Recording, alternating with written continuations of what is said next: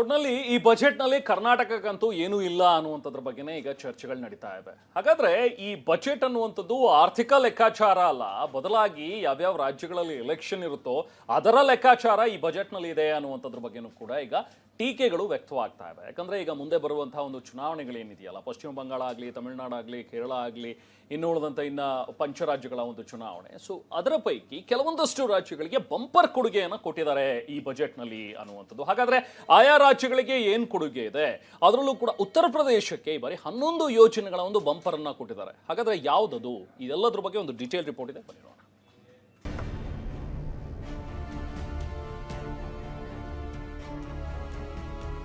Our government's sankalp is to focus on our poor, underprivileged and the disadvantaged. 16 ನಿರೀಕ್ಷೆ, 100 ಕನಸುಗಳಿದ್ವು. ಕೇಂದ್ರ ಬಜೆಟ್ನಲ್ಲಿ ಯಾವ ರಾಜ್ಯಕ್ಕೆ ಕೊಡುಗೆ, ಯಾವ ಕ್ಷೇತ್ರಕ್ಕೆ ಎಷ್ಟು ಗಿಫ್ಟ್ ಅನ್ನೋ ಲೆಕ್ಕಾಚಾರಗಳಿದ್ವು. ಆದ್ರೆ ಮೋದಿ ಮತ್ತು ನಿರ್ಮಲಾ ಸೀತಾರಾಮನ್ ಲೆಕ್ಕಾಚಾರ ಚುನಾವಣೆ ನಡೆಯೋ ಪಂಚರಾಜ್ಯಗಳತ್ತ ನೆಟ್ಟಿತ್ತು. ನಿರೀಕ್ಷೆಯಂತೆಯೇ ಮತಬುಟ್ಟಿಗೆ ಕೈ ಹಾಕಲು ಕೇಂದ್ರ ಬಜೆಟ್ ಮಂಡನೆ ಮಾಡಿದೆ.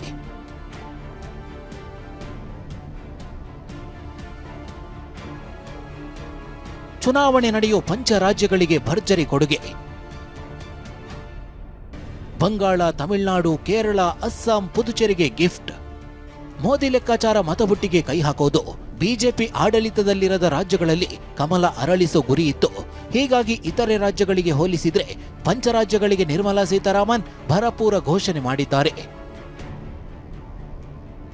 ಚುನಾವಣಾ ರಾಜ್ಯ ಪಶ್ಚಿಮ ಬಂಗಾಳಕ್ಕೆ ಮೋದಿ ಬಿಗ್ ಗಿಫ್ಟ್ ನೀಡಿದ್ದು, ಡಾಂಗಕ್ನಿಂದ ಸೂರತ್ವರೆಗೂ ಸರಕು ಸಾಗಣೆ ಕಾರಿಡಾರ್ ನಿರ್ಮಾಣವಾಗಲಿದೆ. 5 ವರ್ಷದಲ್ಲಿ 20 ಹೊಸ ರಾಷ್ಟ್ರೀಯ ಜಲಮಾರ್ಗ ಘೋಷಣೆ ಮಾಡಲಾಗಿದೆ. ಆದರೆ ಪಶ್ಚಿಮ ಬಂಗಾಳ ಸಿಎಂ ಮಮತಾ ಬ್ಯಾನರ್ಜಿ ಮಾತ್ರ ಇದು ದೂರದೃಷ್ಟಿ ಇಲ್ಲದ ಬಜೆಟ್ ಅಂತ ಕಿಡಿಕಾರಿದ್ದಾರೆ. ಇತ್ತ ಎಲ್ಡಿಎಫ್ ಆಡಳಿತದ ಕೇರಳದಲ್ಲಿ ಚುನಾವಣೆ ನಡೆಯೋದ್ರಿಂದ ಅಲ್ಲಿಗೂ ಕೆಲ ಯೋಜನೆ ಸಿಕ್ಕಿವೆ. ತಮಿಳುನಾಡು, ಆಂಧ್ರಪ್ರದೇಶ, ಒಡಿಶಾದಲ್ಲಿ ಮಿನರಲ್ ರಿಸರ್ವ್ ಪಾರ್ಕ್ಗಳನ್ನು ಸ್ಥಾಪಿಸಲಾಗುವುದು. ವಾರಣಾಸಿಯಿಂದ ಸಿಲಿಗುರಿಗೆ ರೈಲು ಕಾರಿಡಾರ್, ಕೇರಳ ಮತ್ತು ತಮಿಳುನಾಡಿನಲ್ಲಿ ಅಪರೂಪದ ಅರ್ತ್ ಕಾರಿಡಾರ್ ಸ್ಥಾಪನೆ ಘೋಷಣೆ ಮಾಡಲಾಗಿದೆ.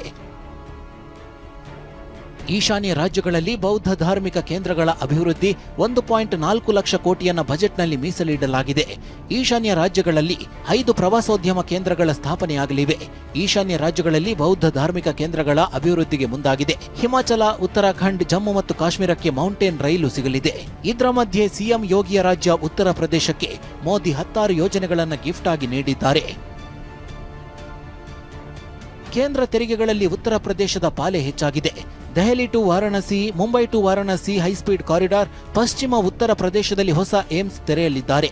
ಬುಂದೇಲ್ಖಂಡದ ಯುವಕರಿಗೆ ಐಐಟಿ ಉಡುಗೊರೆ, ಪ್ರಯಾಗ್ರಾಜ್ನಲ್ಲಿ ಹೊಸ ಕೈಗಾರಿಕಾ ನೋಡ್ಗೆ ವಿಶೇಷ ನಿಧಿ, ಜೇವರ್ ವಿಮಾನ ನಿಲ್ದಾಣ ಬಳಿ ಮೊದಲ ಸೆಮಿಕಂಡಕ್ಟರ್ ಪಾರ್ಕ್, ಲಕ್ನೋದಲ್ಲಿ ಎಐ ನಗರದ ಅಭಿವೃದ್ಧಿಗೆ ಬಜೆಟ್ ಬೆಂಬಲ, ವಾರಾಣಸಿಯಲ್ಲಿ ಸಮಗ್ರ ಲಾಜಿಸ್ಟಿಕ್ ಹಬ್ ನಿರ್ಮಾಣ, ಗಂಗಾ ಎಕ್ಸ್ಪ್ರೆಸ್ ವೇ ಮತ್ತು ಕೈಗಾರಿಕಾ ಕಾರಿಡಾರ್ಗಳ ವಿಸ್ತರಣೆ, ಹಾಪುರ್, ಸಹರನ್ಪುರದಲ್ಲಿ ಕೃಷಿ ರಫ್ತು ಸಂಸ್ಕರಣಾ ವಲಯ, ಲಕ್ನೋ, ಕಾನ್ಪುರ, ಆಗ್ರಾ ಅಭಿವೃದ್ಧಿಗೆ 32,075 ಕೋಟಿ ರೂಪಾಯಿ ಹಂಚಿಕೆ ಮಾಡಲಾಗಿದೆ.